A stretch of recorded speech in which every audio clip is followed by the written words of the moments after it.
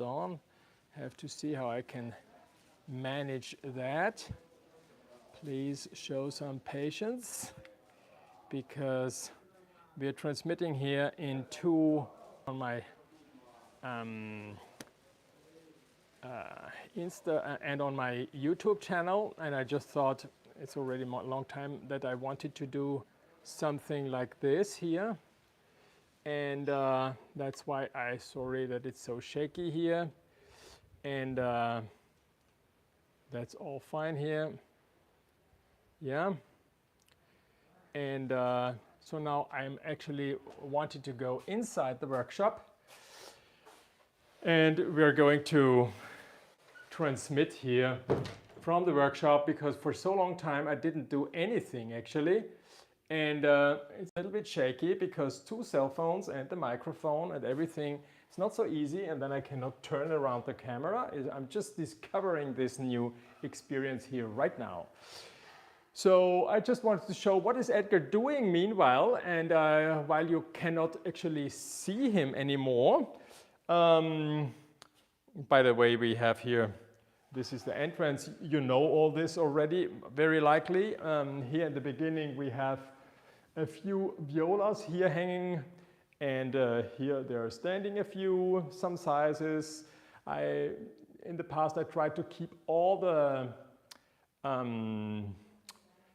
the measurements ready for eventual customers, but actually then I discovered that for the viola it's better that I just focus a little bit more on what the people want, and then I just make it exactly for you, just the right measurement. And so we have these 3, actually 4 lines: Scala Perfetta, Linea Macchi, Future Master, and then the master instruments. Yeah, so every size and everything, we can do it exactly the way you want it. Yeah.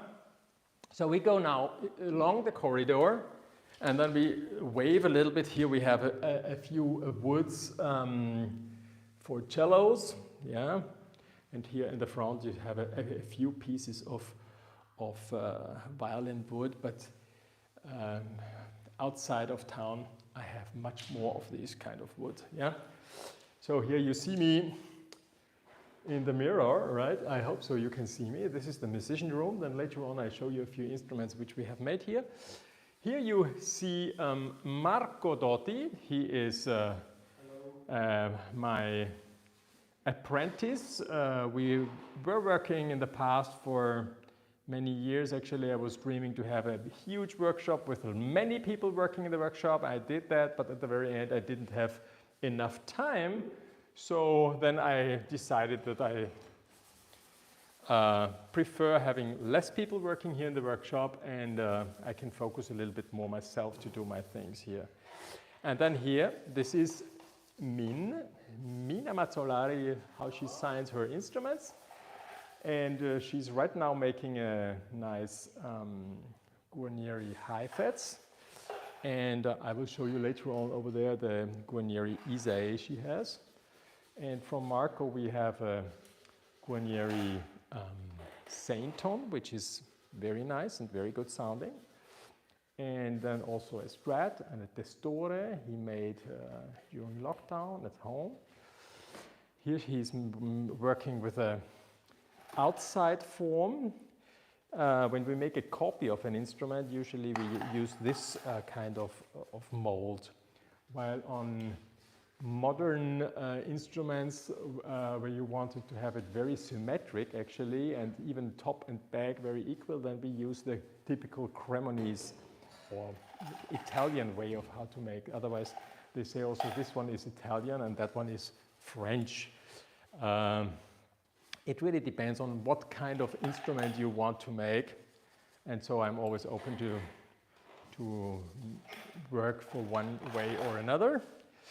And now I'm trying to show you what Min is here doing. She's making the edge round. Maybe it's too much light, so the wood is too white, but it's very nice what you can see here.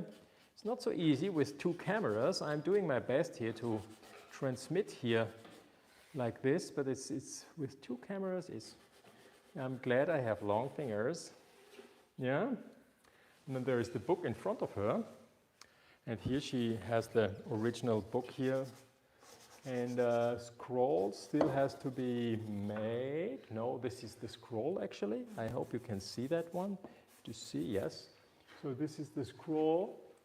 And it's pretty much like it is in the picture. When we do the antiquing and we use the wood very similar, so that when you look at it, that you can immediately see. And then there is certainly also a little bit of personal style, which is immediately popping out that this is an instrument which comes from our workshop here. Yeah. So Marco is working just on the other side, and I'm working here on this working bench here. I don't want to go too much into detail what I'm doing, but right now I'm working on a Storioni.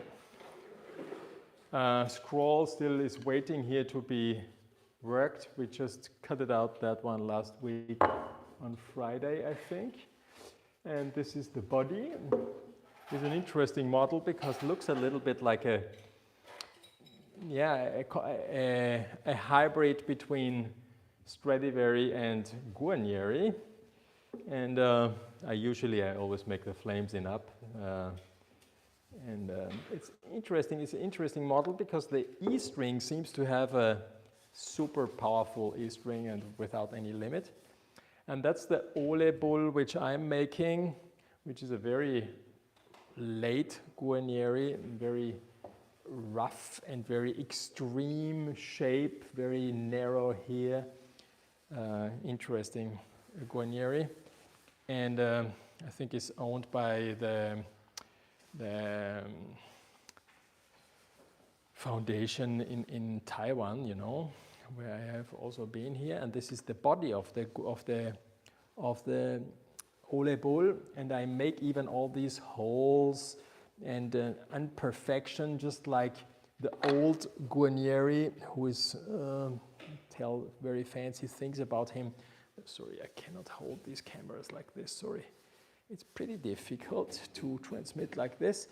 So here maybe you can see a little bit these super strange F-holes. I don't know if you can see that. One is even, they're very long, and then the one is inclined, and the other one is very rough, and then you have some strange cuts in here. And typical for the Guarnieri is the fluting here at the corners, which are very strange. Yeah, I don't know if you can see that. I try to capture all these imperfection where you can see that Guarnieri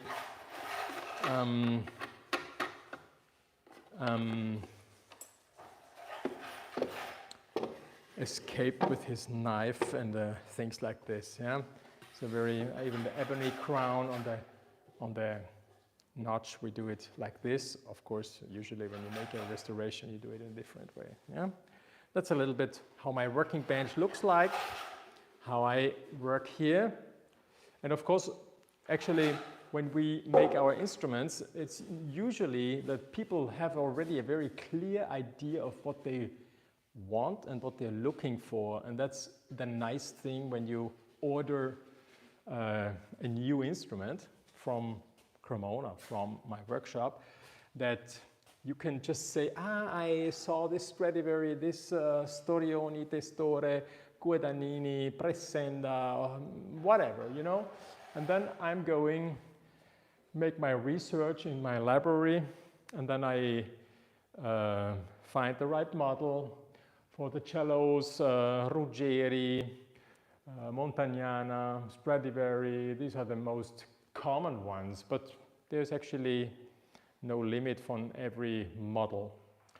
Here, this is another room actually here, where the coffee machine is. I love that one very much. I'm the one who squeezes the most. It's a coffee machine which is making great coffee because you have to constantly keep making coffee and then you get the best out of it.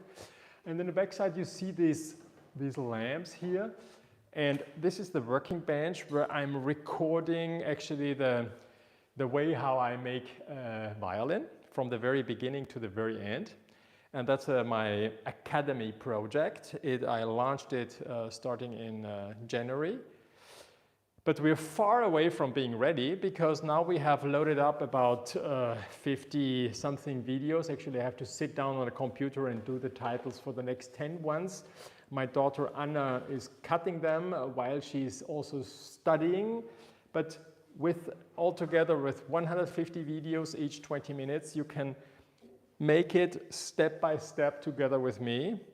My idea was actually that you make it, let's say, you look the video 1 or 2 or 3, and then for 1 week you have enough to put into reality, and you make your own violin here. Yeah. So this is the Edgar's online or virtual violin making academy, and that's a good project, and I have already far over 45 students already, and you can still cut a good deal because it's not ready yet, and because it's not ready yet, you can still have a very good price. I think for what it actually is, it's divided in 3 sections. The construction, how we do it here in the workshop, from raw pieces like this, and then we joint it, we sign it.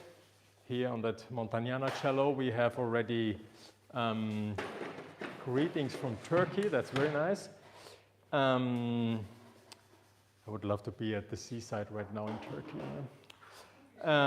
We put it already in the purfling, and then we have to make the fluting, and then we turn it over and things like this. Yeah. So here I think we said everything. If you have some questions, I'm always open.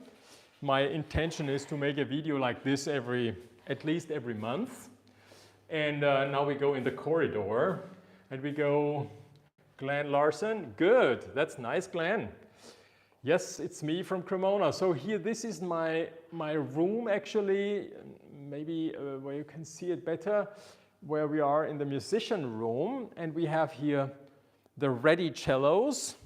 There is a nice cello which is still missing a string. It's actually my fault, I took it off for something else.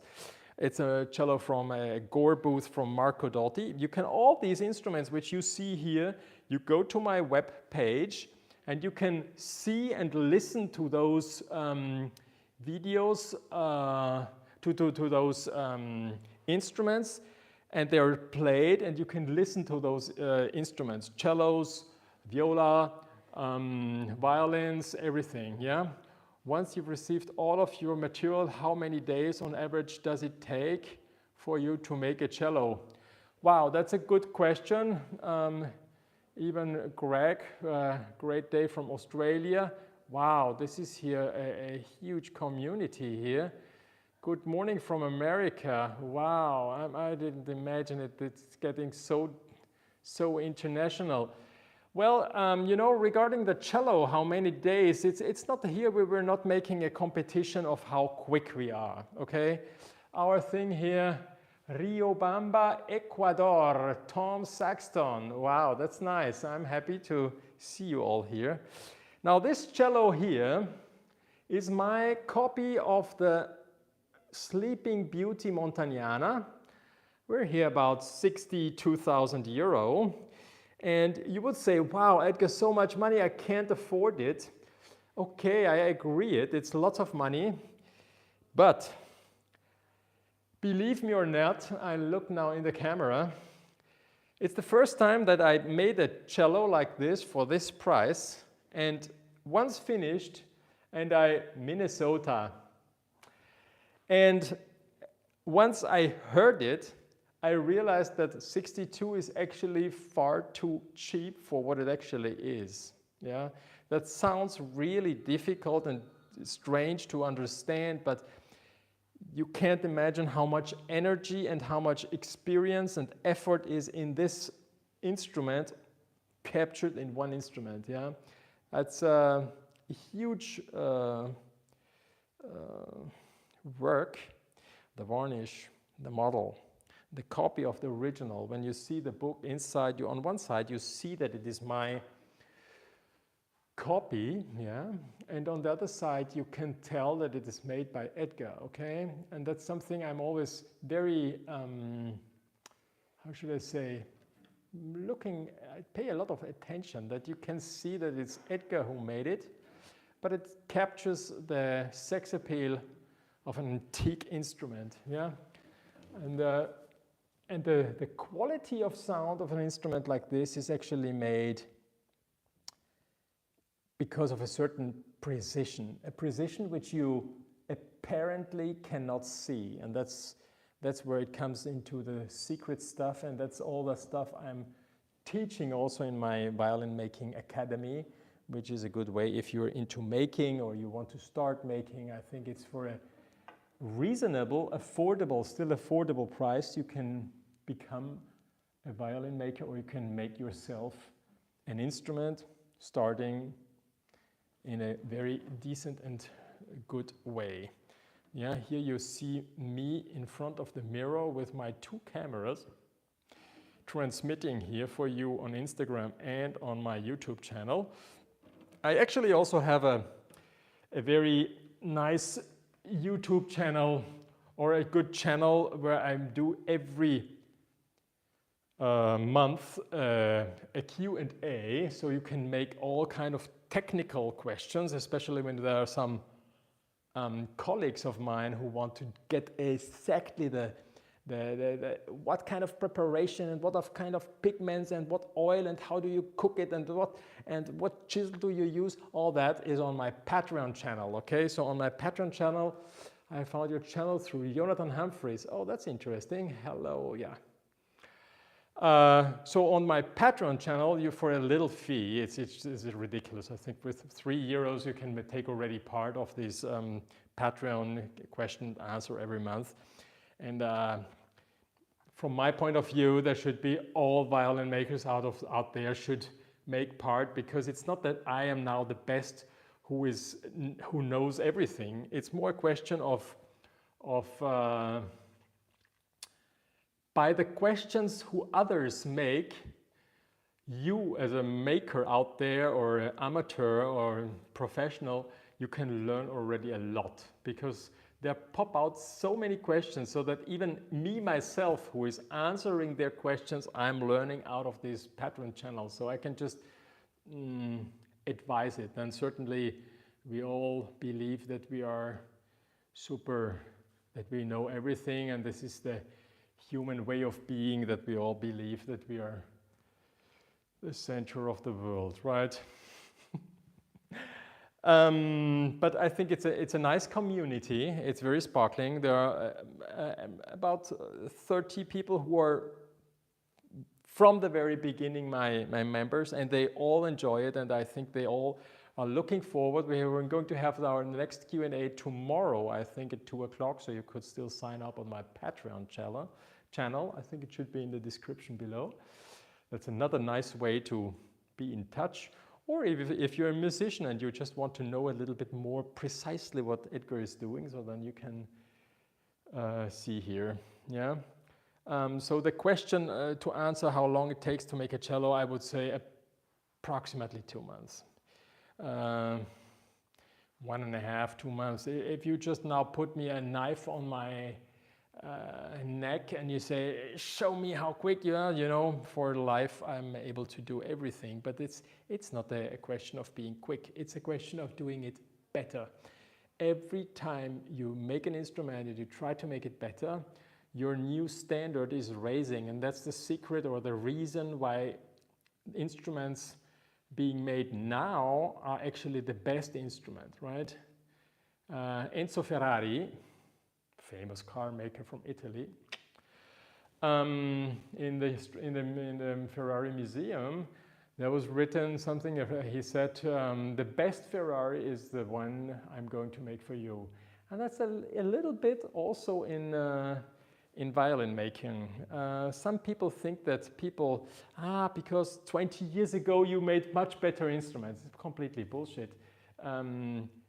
Human beings are made in a way that you constantly try to learn and to grow. If you don't learn and you don't grow, you're not alive. Okay, so that's a key point in violin making, and it is, yeah, and so that's very nice, I think. Now I tried with these two cameras, that's why it's so shaky. I tried to show you here this Guarnieri Isae. Here I show you what I did. I had two cell phones here with a rubber band, so you can see how professional I am here in transmitting. Have a good day from Malaysia. Malaysia is also very funny, very nice. These poor men have to go in other countries to get their violins fixed. Here, this is my Guarnieri Isae, for instance. Yeah, this is still available. You can see it in my violin shop, in the shop when you go to my webpage, violincellomaker.com, and then you see shop, and you click on shop, and then you have all the instruments. From the back side, it's pretty much the Isae as it is in the original, maybe Edgar style, but I love it like this, and everybody who knows the violin immediately recognizes that it's the Isae. And on the top I used a very Haselfichte, very much with this marizzatura, maschiatura, how they call it in Italian. And that's a very elastic wood. In Asia they believe that this is a mistake of the wood, which is not correct. It's actually a sign that it is extremely elastic spruce, and since the spruce is actually the major part responsible for good sounding instruments, so this is here very, for us Europeans here, an extremely precious piece of wood. Yeah, and then here the maple comes from Bosnia, it's a one-piece bag, and here on the scroll with this black dot between the pegs here in the middle, which is a typical sign of the Isae. Yeah, like this. Yeah, I think it's a very nice violin. You can listen to it when Lena Yokoyama is playing it. Domenica, beauty. Thank you. Domenica. So this is here a little bit my things, and you can actually order every kind of instrument from violin, viola, cello, and of course double bass. That's a very good sounding double bass. It's my personal model here. Chairs in the front, sorry, oops, like this. I actually love to make double basses. It's even more difficult than viola. Viola only have the measurements. On the double bass you have many, many other aspects which you have to think about, and that makes the whole thing a little bit more difficult. On violins, actually, we have the Scala Perfetta, which starts at 3,000 something, and then if you're living outside of the European community, then you qualify for the export prices. And then we have like 9,000 for the Linea Macchi, 9,095, I think. And then you have the Future Master instrument, which are people like students who were working here in my workshop, Anna Rieti, Ludovico Zanni, Marco Dotti, and so on. And then we have the violin of Min, which I told you, it's also a Guarnieri Isae, very similar to mine, yeah. So we can put it actually next to mine, and then you see it a little bit, the comparison. It's also interesting. It's just a little bit difficult to show you here because, oops, it's a little bit like this here, sorry. It's very difficult. Like this. This is from Min and this is from Edgar. Yeah, and on the back side it's very similar. And a little bit like this, yeah. It's oops, I don't know what.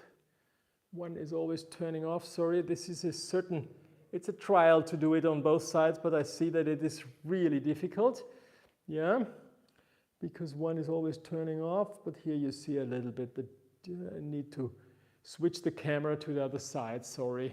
It's not so easy to show you this, huh? This is not, it's an experiment, if I can do it with two